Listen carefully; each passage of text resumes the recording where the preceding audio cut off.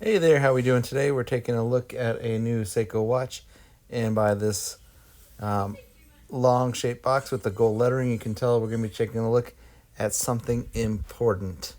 And let's get the box open here, and here we go. Look at this beautiful wooden box, and this is a Seiko Presage limited edition.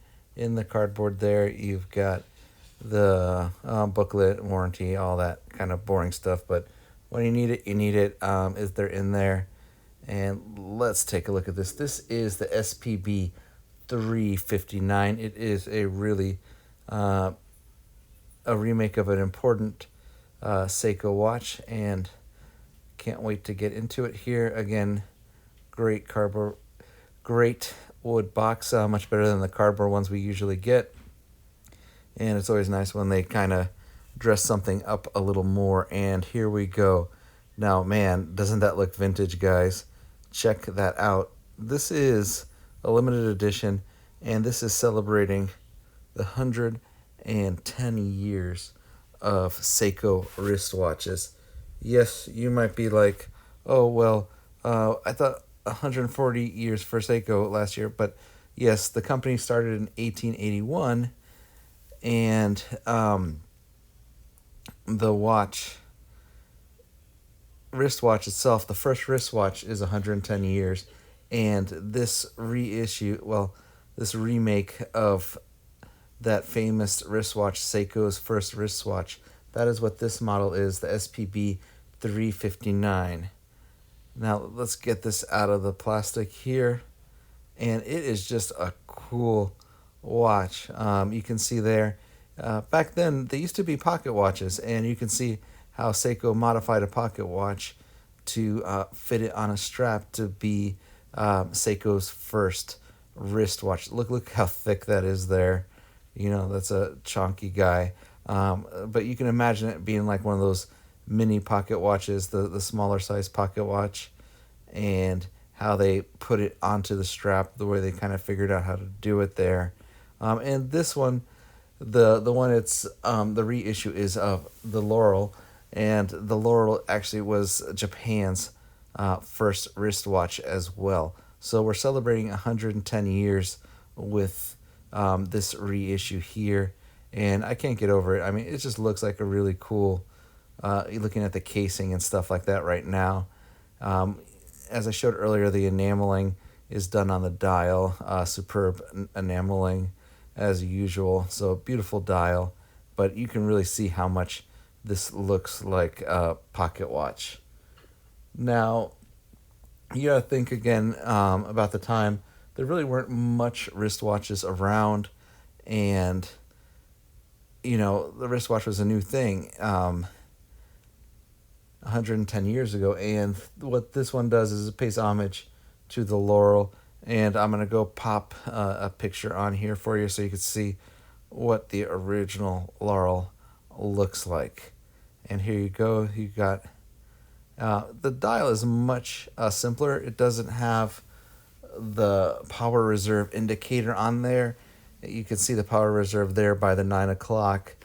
And then it's got, instead of the seconds being at the bottom, it is for the date of the month there. So yeah, I kind of wish it went back to the original one where you didn't really need a power reserve indicator. It feels a little bit overkill, and maybe keeping it simpler. Even writing Laurel on there, that would have been kind of cool somewhere on the dial. I know they got to brand it with the Presage and everything like that.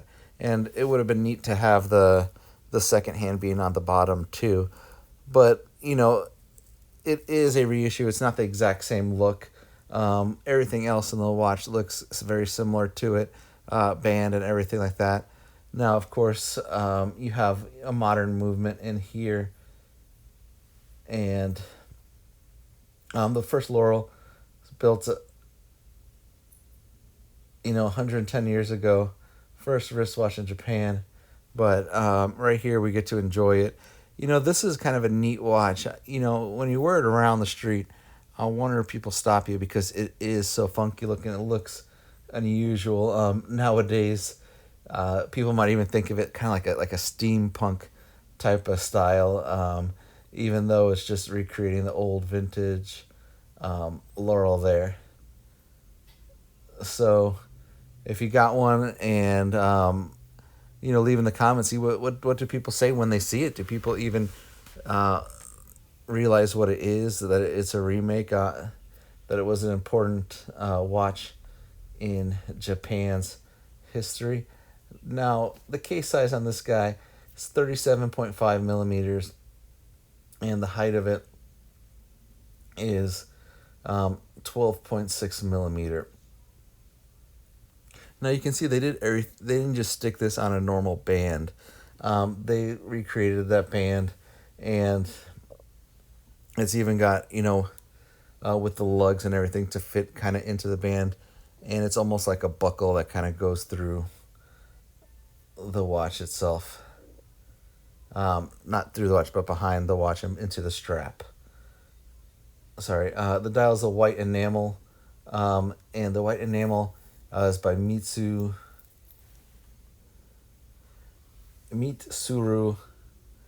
Yokosawa.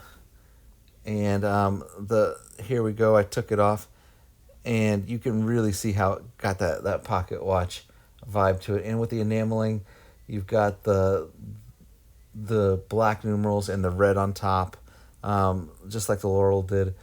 And it's just a cool tribute with the enamel. And then you got that blue hands on there.